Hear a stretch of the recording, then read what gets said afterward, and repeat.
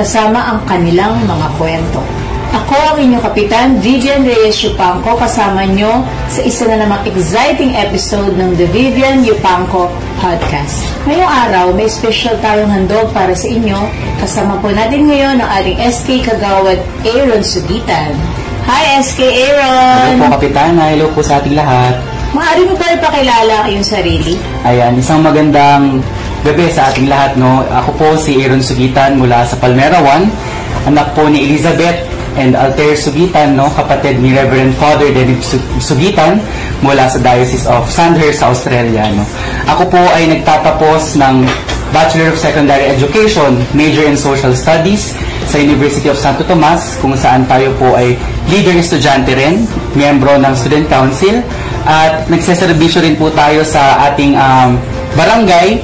Ngayon po ay Deputy Executive Director naman po tayo ng Angat Taytay Incorporated. Tumutulong po tayo ngayon sa Sitio Igiban, isang displaced area or community dito sa ating barangay, Kapitana, alam niyo yan, no? Tinutulungan po natin siya sa ilalim ng pamumuno ng aming chairperson, Miss Amelia Wanamaker.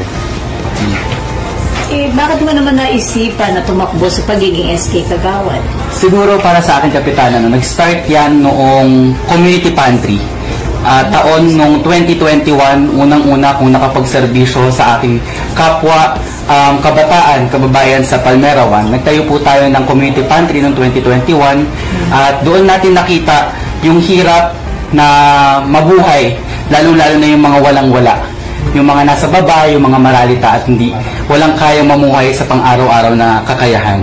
So doon po natin nakita yung hirap nila. Kaya ako po porsigido na kapag tayo na makapasok sa Sangguniang Kabataan, uunahin po natin silang balikan dahil doon po tayo na-inspire para tumulong sa ibang tao. So, meron ka bang memorable experience na kasama ang mga kabataan ng Angat Kabataan sa pagdating sa pagtulong sa ating barangay? Memorable experience. So, sobrang rami. Every time nalalabas kami, Kapitana, no, isa yun sa memorable experience na lagi kong tinatatak sa aking puso at isipan, no. Pero isa sa pinaka-memorable experience ko ay nung nalaman namin yung isang community dito sa ating barangay, which is yung Sitio Igiban. Kasi doon ko nakita na meron palang mga tao na talagang nasa low-lying or talagang nasa silver lining ng ating community.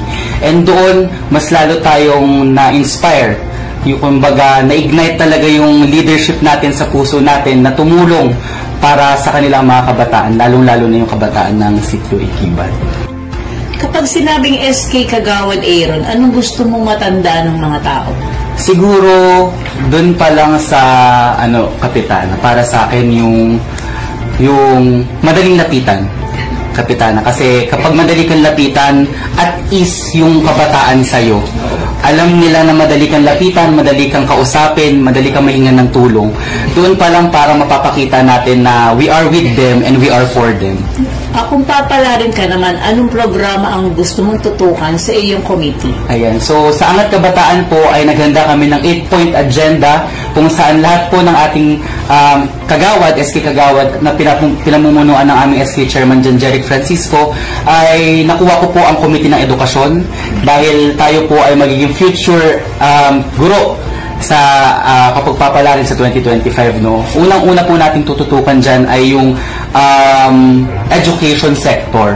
Meron po tayong 3 programa, Kapitana, na inihanda, no. Unang-una na po dyan, pag tayo po ay papalarin na maging SK Kagawad, magpapasa po tayo ng isang resolusyon urging our SK Chairperson, John Jeric Francisco, as part of ex-officio ng Sangguniang Barangay para maging isang ganap ng ordinansa ang ating Comprehensive Educational Assistance Program. Okay, good. Para po mas maging institutionalized na po ang ating pagbibigay ng scholarship at financial assistance.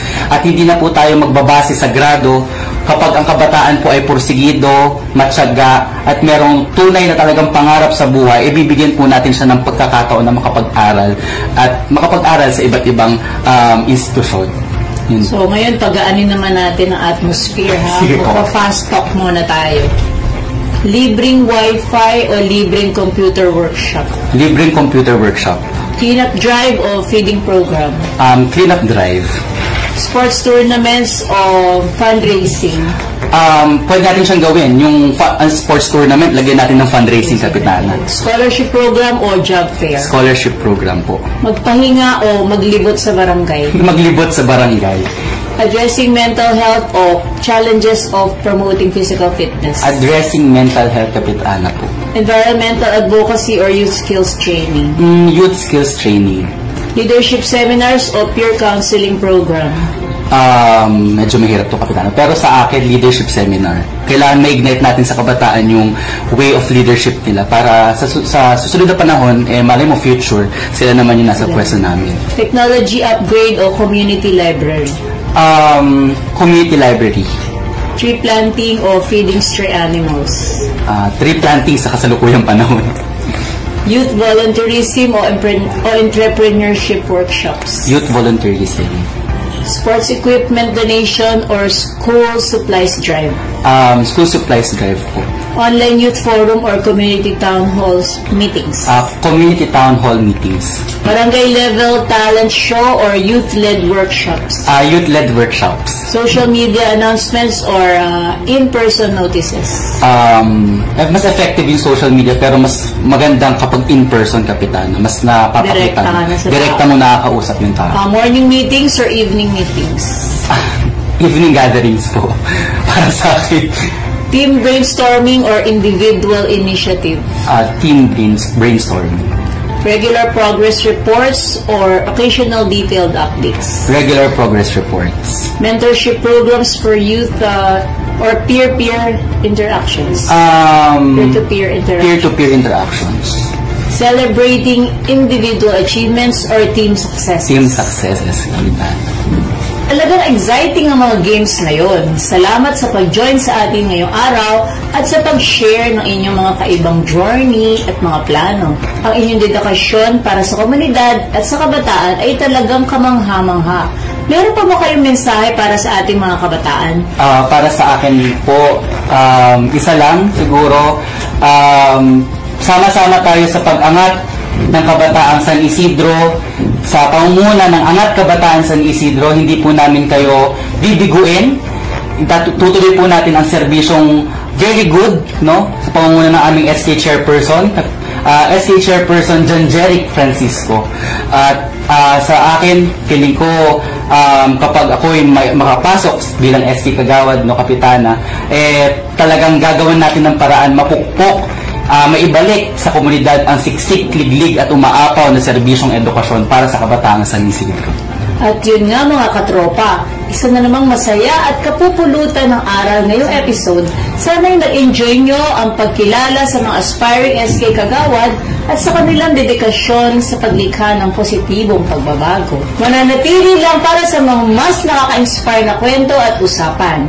Hanggang sa muling episode ng The Vivian Yupanco Podcast. Bye-bye po. Maraming salamat at kabataan.